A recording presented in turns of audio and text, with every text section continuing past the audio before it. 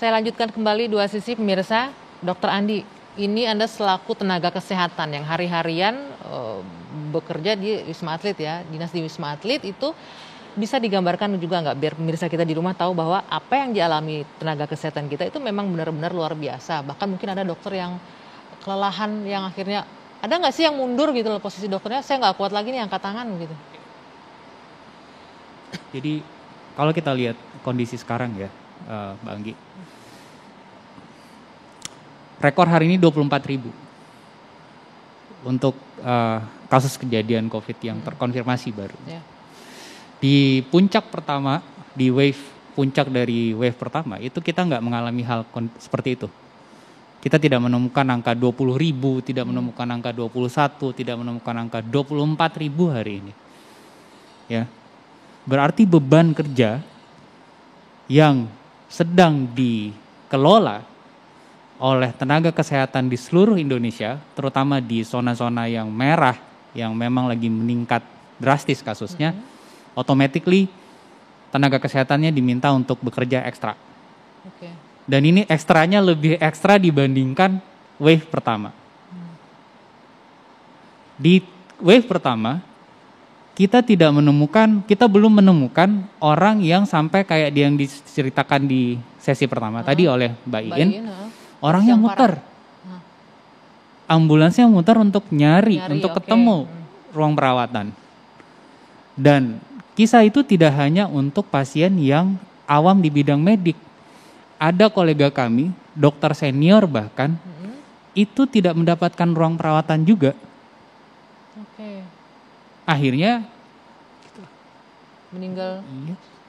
Jadi kondisi ini seperti apa ya? Jadi beban kita bersama gitu loh. Jadi ujian buat kita semua bareng-bareng sekarang. Puncaknya kita belum tahu. Menurut beberapa orang memprediksi ini kan belum nih. Kalau kita tidak melakukan intervensi yang adekuat, tidak mengajak semua orang untuk serentak membatalkan prediksi itu. Menurut beberapa epidemiolog kan katanya 2-3 minggu lagi kita akan sampai. Mungkin loh ya, mungkin. Bisa lebih dari itu, tapi semoga lebih sedikit dari yang diprediksi itu. Oke. Ini kita lihat sebentar dok, ini bersama ini di layar ada puluhan nakes terpapar COVID di salah satu puskesmas di Purwokerto. Terpaksa tutup nih puskesmasnya. Tadi juga kemudian ada Dinkes Mataram tutup 3 puskesmas karena tenaga kesehatan positif COVID. Kemudian juga kita lihat di Tangerang ini juga ya, 29 tenaga kesehatan positif corona, 9 puskesmas ditutup. Nah ini kalau kita lihat, ini bukan lagi masyarakat biasa, tenaga kesehatannya dok yang memang terkena COVID, siapa lagi yang akan menangani, kan begitu gambarannya ya? Kalau garda terdepan saja sudah berguguran, berarti kita bagaimana mau memenangkan pertempuran kan Pak Anggita. Jadi memang ini kami benar-benar butuh dukungan. Tadi Dr. Andi sudah sampaikan ya, kita harus bisa menstop ya dok ya. Jangan sampai prediksi 2 minggu itu benar-benar terjadi. Sekarang saja kita sudah betul-betul kewalahan. Jadi betul-betul kami mohon masyarakat untuk di rumah melakukan aktivitas semaksimum mungkin di rumah. Kalau memang tidak ada kebutuhan untuk melakukan aktivitas di luar rumah, kita tunda dulu setidaknya dalam 2 minggu ke depan ini supaya betul-betul kita bisa merem tadi. Oke. Nah, Pak Arief, Pak Wali Kota masih bersama kami ya. Pak Wali Kota, tadi ada 9 puskesmas ya Pak yang harus ditutup? Bukan, itu di Kabupaten Tangerang ya. Oke, di Kabupaten Tangerang. Jadi kalau di Kota Tangerang sih kebijakan saya kalau memang ada nakes yang terkena, ya itu tetap operasional. Karena kan sama aja, puskesmasnya tetap melayani pasien COVID juga. Gitu kan. Nah, cuman kita amankan. Jadi biasanya kita sterilisasi, pakai lampu UV, pakai disinfektan, begitu ya, supaya tidak menambah keterpaparan begitu. Karena pelayanan masyarakat ini kan tetap harus dilayani. Kami pemerintah kota terus berkomitmen, pokoknya kita harus tetap tegak berdiri apapun konsekuensinya di dalam pandemi ini, jangan sampai ada masyarakat yang tidak dilayani. Jadi seluruh kantor pelayanan semuanya tetap berjalan. Ya walaupun dengan tenaga yang terbatas. Ya kita berusaha terus maksimal memberikan pelayanan kita kepada masyarakat. Oke, baik. Nah, Dokter Andi, ini mungkin juga sekali lagi pesan ini. Saya tadi mendengar Anda cerita dokter senior tidak bisa ditangani dan akhirnya meninggal dunia begitu ya. Apa nih yang harus benar sama-sama mungkin bagaimana ya? Apalagi yang bisa disebutkan, apalagi yang bisa disampaikan ke masyarakat kita bahwa ayo dong kita sama-sama menahan diri. Mungkin dari tenaga kesehatan ada pesan nggak?